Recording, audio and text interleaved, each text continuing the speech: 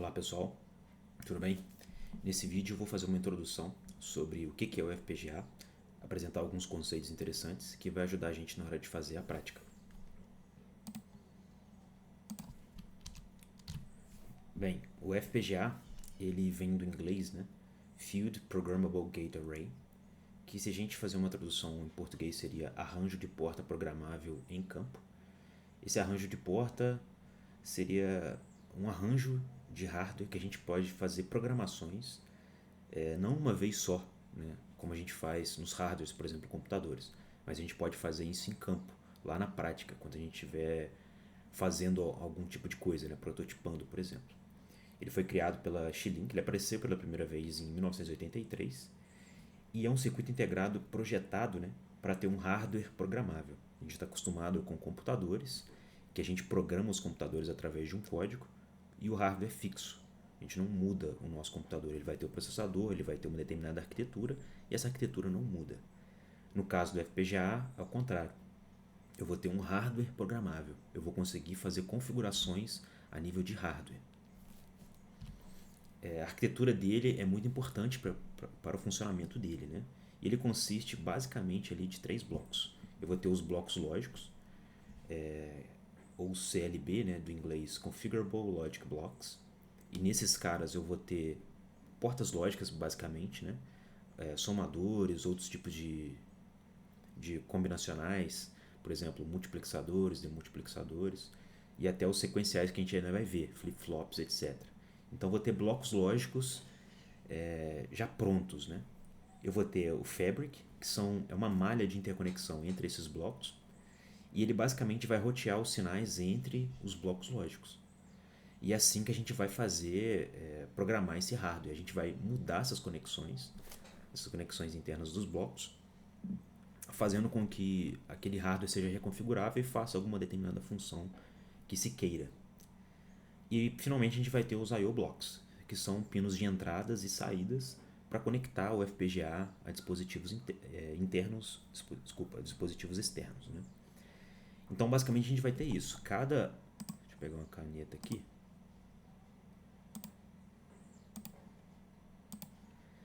Cada quadradinho desse aqui, ó, é um conjunto de blocos lógicos e dependendo do que eu quero fazer, né, eu posso reprogramar esse hardware para fazer conexões entre esses blocos lógicos, fazendo uma coisa maior, né, fazendo conexões, igual está mostrado aqui, ó. Desse jeito eu faço algumas conexões e eu mudo a topologia do circuito, eu consigo fazer circuitos maiores, né? Essa é a ideia geral por trás do FPGA, um hardware programável.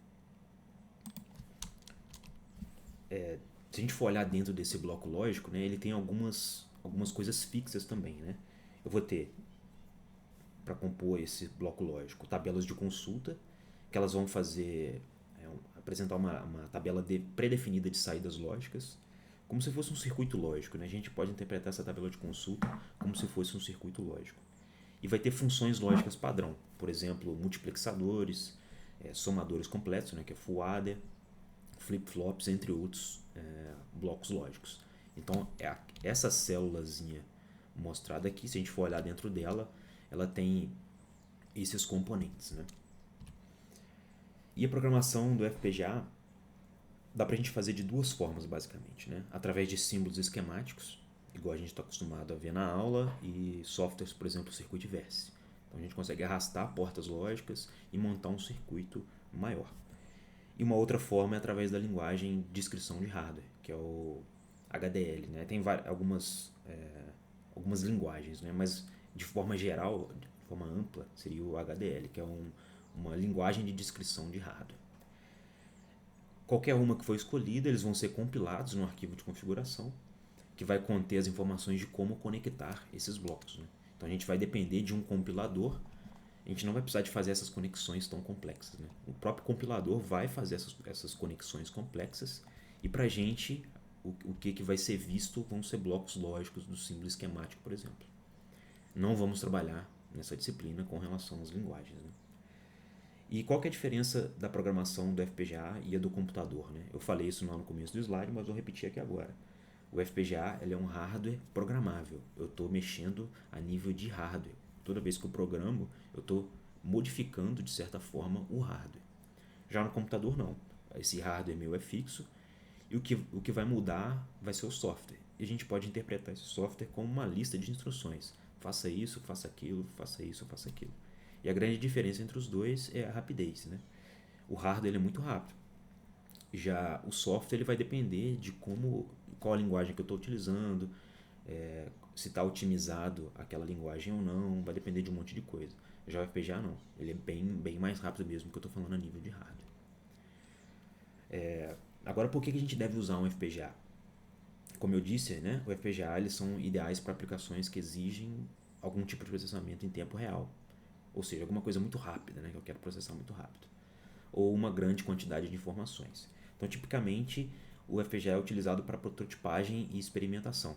Então, vamos supor que eu quero fazer um chip de processamento de imagem para colocar num carro, por exemplo. Ao invés de projetar todo o chip e depois testar, eu projeto ele através de um FPGA, faço experimentação, testo, modifico, etc. Depois posso fazer um chip específico para uma determinada aplicação. Outra aplicação seria aplicações de alto paralelismo, né? Processamento de vídeo e de sinais.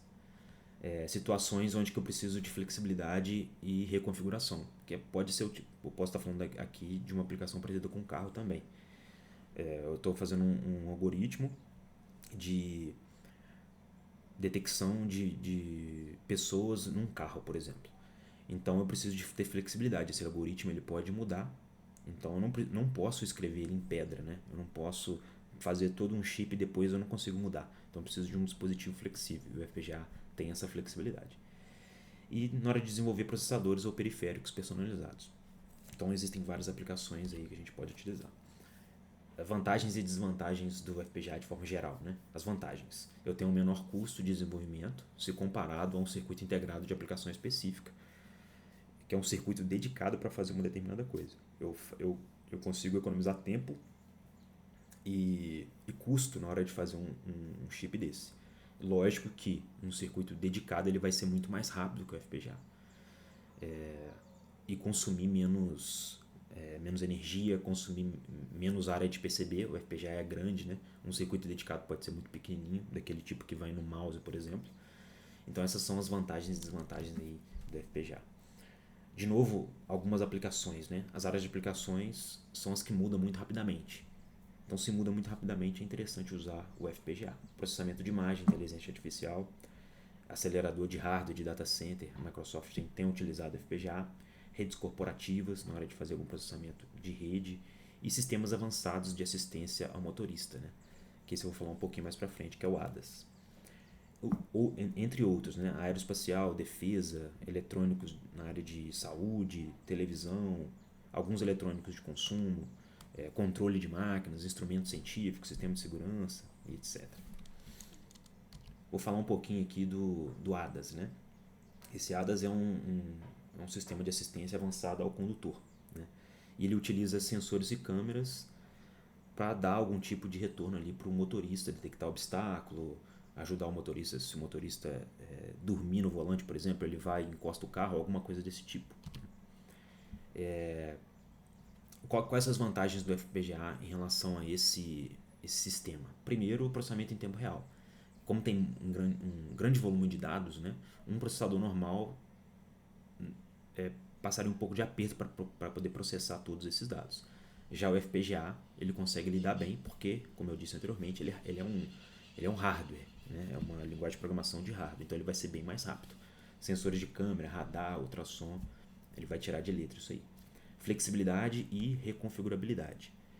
Essa é uma área que está em constante avanço. Então, se eu quiser fazer alguma modificação no meu algoritmo, mudar alguma coisa, né, eu não posso ter um circuito fixo. Eu tenho que ter flexibilidade. E o FPGA, eles podem ser reprogramados facilmente para incorporar essas mudanças. A baixa latência, né? CPUs e GPUs, que são os computadores convencionais, eles têm um determinado atraso na hora de executar por conta do software, né? E o FPGA é muito mais rápido. Ele reduz significativamente essa latência. Processamento de imagens e visão computacional. Então, ele consegue processar grandes volumes de dados, por exemplo, detecção e classificação de objetos através de uma câmera, pedestre, ciclista, semáforo, etc. Ele reconhece a pista, né? Eu preciso de ter vários sensores ali para reconhecer a pista. Ele consegue fazer esse reconhecimento, processar esses dados, né? E tem uma visão 360, que é a fusão de vários sensores para criar uma determinada imagem 360 do carro. Além disso, ele consegue lidar muito com sistemas de radar e lidar. Esse lidar é detecção de alcance de luz, né? Ele é uma tecnologia de sensoriamento remoto que usa pulso de laser para medir distância e mapear a superfície. Então, é uma alta quantidade de dados que precisa de um hardware potente para processar. E dentro desses algoritmos de lidar, né, eu tenho vários algoritmos, né? Filtragem, compressão, análise de padrões, mapeamento no ambiente, que é uma coisa muito pesada de se fazer. Tem sistema de frenagem automática, né, que eu vou passar um pouco mais rápido. Detecção de cegueira de ponto, piloto automático, direção semi-autônoma. Então, a parte automotiva utiliza bastante os FPGAs. E os FPGAs eles são diferentes dos microcontroladores, né? Apesar da plaquinha parecer um pouco, a ideia é totalmente diferente. Um microcontrolador, por exemplo, ele tem um hardware fixo e a gente vai mudar o software. Já o FPGA não. Eu tenho um hardware que eu posso alterar, né? E eles têm características totalmente diferentes por conta disso. E aqui está uma tabela de comparação de tudo que eu falei, para ajudar vocês a lembrar aí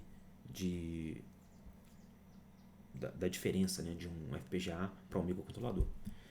O FPGA ele é flexível, né? Eu consigo mudar a programação dele facilmente. O microcontrolador também, eu consigo mudar bastante. O paralelismo, eu já tenho dificuldade de fazer isso com o microcontrolador. Alguns têm, mas eu já tenho dificuldade. A performance é muito boa para tarefas específicas, eu consigo fazer muito rápido. O custo já não é tão legal assim. O FPGA é bem mais caro que o microcontrolador. Bem mais caro mesmo, cerca de 100 vezes mais caro. O consumo de energia é alto, então não é tão interessante aplicar assim para IoT, por exemplo, em que eu preciso de uma bateria para alimentar esse FPGA. A curva de aprendizado da linguagem ela é íngreme, então não é tão simples assim programar um FPGA. Pelo contrário, o microcontrolador é relativamente simples, são linguagens de programações muito difundidas, C, C++, Python, então é bem tranquilo programar um microcontrolador. Por conta da linguagem, é mais demorado desenvolver FPGA comparativamente com o microcontrolador. No microcontrolador, rapidinho você está ligando, fazendo alguma coisa, o FPGA já é um pouco mais demorado. E a reconfigurabilidade do hardware é o que traz vantagem para o FPGA. Eu consigo reconfigurar o hardware e ele é muito mais rápido, né? Então, aplicações típicas do FPGA: processamento de vídeo, grande quantidade de dados, processamento paralelo, e aplicações típicas de um microcontrolador. São coisas que não precisa ser tão rápido assim. Controle de uma máquina de lavar, sensores IoT, brinquedos eletrônicos, robôs educacionais, etc. Agora vamos apresentar a placa que a gente vai utilizar nas práticas.